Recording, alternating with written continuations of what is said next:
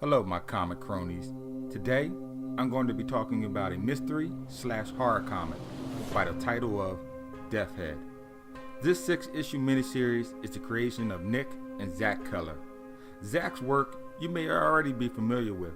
He is the co-creator of Dick Figures, an adult animated comedy series showcasing on YouTube right now. By all means, go check it out if you enjoy short comedy sketches.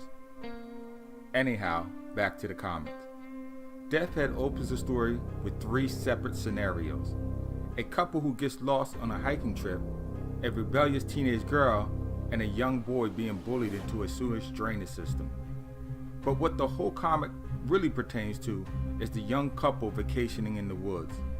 Leaving the recommended trail, they come across what seems to be an abandoned pre-modern town. At first, it seems like a reenactment prop show, but after a little bit more investigation, they discover signs of something way more sinister. Lucky to flee the site with their lives, the husband brings home a long-beaked masquerade mask, which is unbeknownst to him, hexed with a transferable curse, somewhat like a contagious disease, which is where I assume the creators got the idea of the Plague Doctor mask. Before this comic, I had seen these figures before, but had no idea about their origins. Turns out, these figures were real, originating as garments for physicians around the 1600s. They wore these masks when they were treating infected patients of the bubonic plague. At the time, the disease was believed to be airborne, so the beak of the mask served a purpose. They were filled with clove, myrrh, juniper berries, and other strong-smelling herbs in order to keep out the pathogens from being inhaled by the doctors.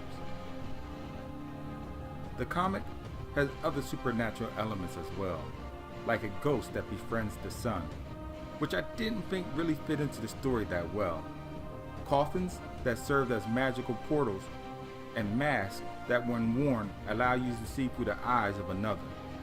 The later two were just fine.